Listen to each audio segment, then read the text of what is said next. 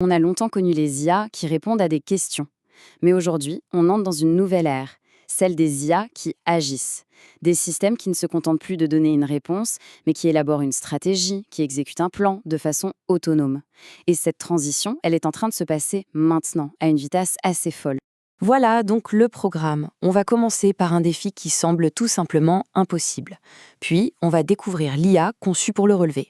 On verra comment elle a pulvérisé les scores, comment elle fonctionne de l'intérieur et surtout ce que ça implique pour la suite. Ok, pour vraiment saisir de quoi on parle, il faut comprendre le type de problème qu'on cherche à résoudre. Oubliez les questions simples. Là, on est plutôt sur une chasse au trésor numérique, mais sans carte, où chaque piste peut être une impasse. Tiens, prenez cette question. C'est un exemple parfait. On cherche un personnage de fiction qui coche toutes ces cases. Il brise le quatrième mur, a un lien avec des assets, il est drôle, et sa série a fait moins de 50 épisodes dans les années 60-80. Chaque indice est un fil qu'il faut tirer, recouper avec les autres. D'ailleurs, la réponse est Plastic Man. Il fallait savoir que ses origines ont été modifiées pour inclure un séjour dans un monastère. C'est le genre de détail qui demande des heures de recherche. Cette question, elle ne sort pas de nulle part.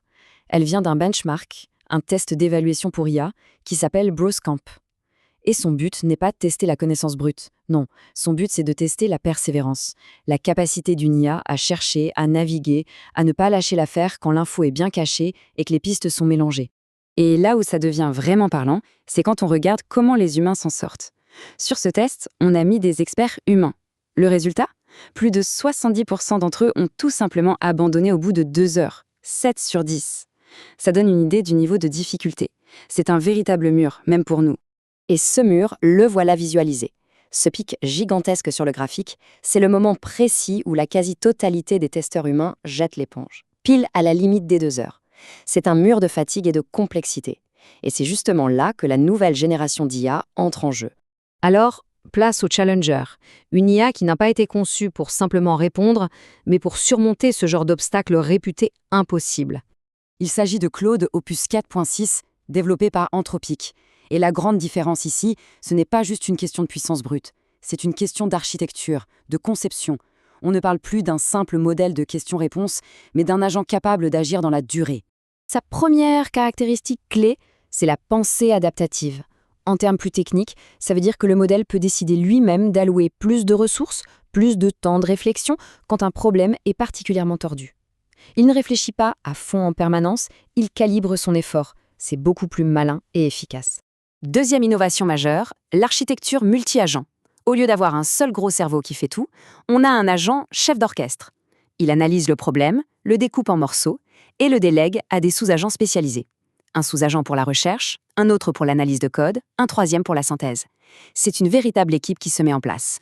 Et pour travailler, cette équipe dispose d'outils. C'est ce qu'on appelle, dans le jargon des API, le tool use. Les agents peuvent activement lancer une recherche sur le web, récupérer le contenu complet d'une page pour l'analyser et même exécuter des outils plus complexes comme un script ou une commande bash. Ils ne sont plus passifs, ils sont proactifs. Bon, on a vu l'architecture, la philosophie, les outils. Maintenant, voyons ce que ça donne sur le terrain. Qu'est-ce qui se passe quand on lâche cette équipe d'agents sur le fameux test impossible ? Eh bien, le résultat est sans appel. Le record précédent sur ce benchmark était d'environ 51%. Les agents Claude 4.6 atteignent presque 87%. On ne parle pas d'une petite amélioration à la marge. Le record a été littéralement pulvérisé. Et pour vérifier que ce n'est pas un coup de chance, on regarde d'autres benchmarks. Par exemple, Humanity's Last Exam, un test très large qui couvre plein de disciplines différentes. Et là encore, même histoire, Claude 4.6 se classe tout en haut. Et un dernier pour la route, Deep Search QA, qui est spécifiquement conçu pour les tâches de recherche complexes en plusieurs étapes. Le résultat ? Encore un nouveau record. La performance est donc constante, surtout sur sa spécialité, la recherche stratégique. D'accord, les résultats sont là. Mais concrètement, comment ça se passe ? Quel est le flux de travail de cette équipe d'IA pour arriver à un tel résultat ? En fait, le processus est très structuré. Étape 1, l'orchestrateur reçoit la mission et l'analyse. Étape 2, la délégation. Il découpe la mission en sous-tâches et les assigne à des sous-agents. Étape 3, l'exécution. Chaque sous-agent part faire son travail de recherche avec ses outils. Et enfin, étape 4, la synthèse. Tout le monde remonte ses trouvailles à l'orchestrateur qui assemble le puzzle final. C'est une véritable boucle de travail agentique. Mais là où on passe à un niveau supérieur, c'est avec ce genre de réflexion. À un moment, l'IA se dit « Attendez, Cette question ressemble à celle du benchmark Gaia, c'est-à-dire qu'elle a conscience du contexte dans lequel elle opère. Elle ne se contente pas de résoudre le problème, elle réfléchit au problème lui-même. C'est une forme de pensée méta assez bluffante. Bon, tout ça, c'est très impressionnant sur des tests. Mais le véritable enjeu, c'est l'application dans le monde réel. Qu'est-ce qu'on peut construire avec une telle technologie? Pour le savoir, un nouveau défi leur a été lancé. Construire un compilateur C en partant de rien. Pour ceux qui ne sont pas dans la tech, un compilateur, c'est une pièce de logiciel absolument fondamentale et incroyablement complexe. C'est ce qui traduit le code des développeurs en instructions que la machine peut comprendre. C'est un peu la pierre angulaire de l'informatique moderne. Et les chiffres de ce projet donnent le vertige. 16 agents IA travaillant en parallèle. Environ 2000 sessions de code entièrement automatisées.